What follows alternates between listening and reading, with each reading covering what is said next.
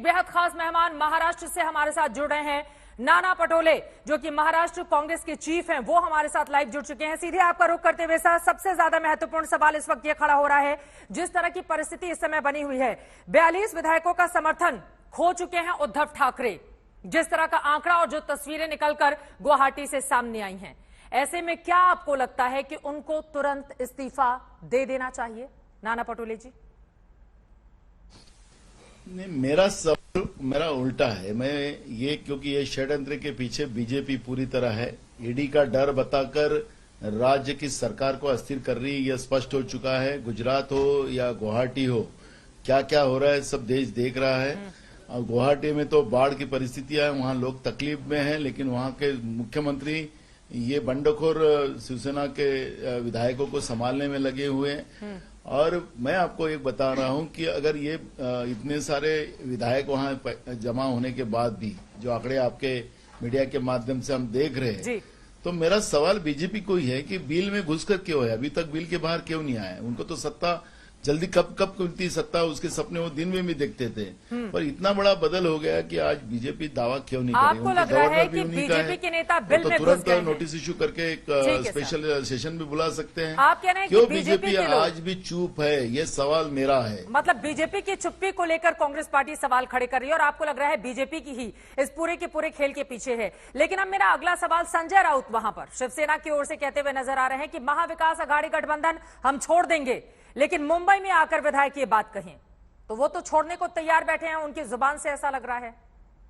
पटोले साहब। एकदम simple line है कि मेरा ये कहना है कि उनके पार्टी का मामला है, उनके विधायक, उनमें जो जिस तरह से बीजेपी ने उनके कुछ मंत्री और विधायकों को वहां जमा किया है और उनके विधायकों को और उनके मंत्री को बुलाने के लिए वो दाव लगा रहे होंगे, तो उनका इश्यू है।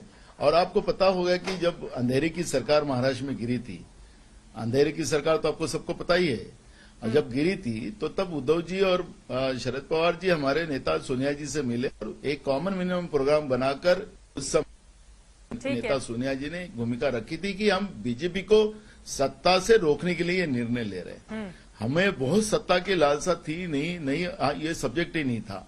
हम रोकने के लिए हम इनमें शामिल है, सीएम भी तुम बनो, डीसीएम भी तुम बनो।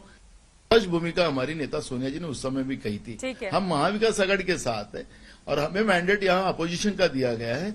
हम जनता का उस मैंडेट का हमने स्वागत भी किया था और जनता के लिए काम करने की भूमिका कांग्रेस पार्टी की है।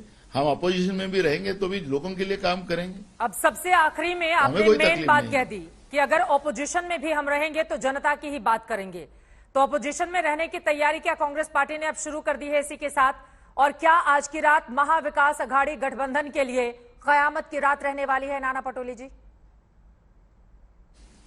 नहीं, ये कयामत की रात नहीं, आप गलत बात सोच रहे हो। मैं तुमको बता रहा हूं कि महाविकास आघाड़ी का सरकार ये कंटिन्यू रहेगा। बीजेपी जो दिन में सपने देख रही है, ताने बाने बुन रही है, इनका सपना पूरा नहीं होगा।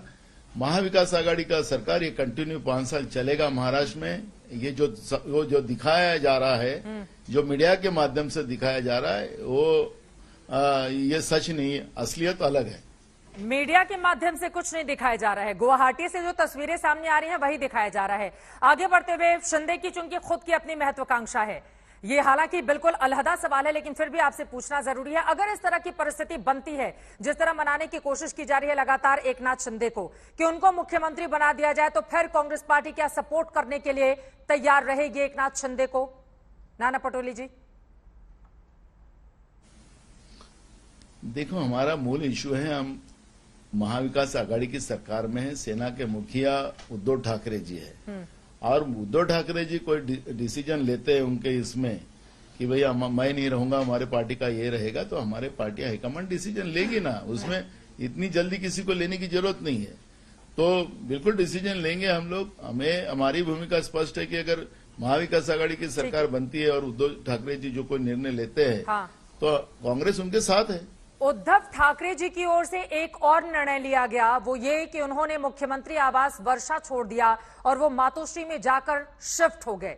इसको लेकर भी बहुत सारे सवाल खड़े हो रहे हैं। ऐसा करके क्या उन्होंने ठीक किया?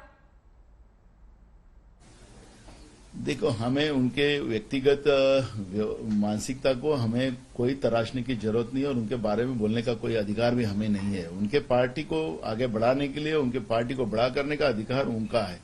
उन्हें वर्षा छोड़ा और मातोश्री चले गए, उसके बारे में हमें कोई बोलना ये गलत बात होती। किसी के में और किसी के व्यक्तिगत जीवन के बारे में हस्तक्षेप करना ये कांग्रेस की भूमिका नहीं है, वो बीजेपी की है। चलिए, बहुत शुक्रिया नाना पटोले जी आज तक से जुड़ने के लिए।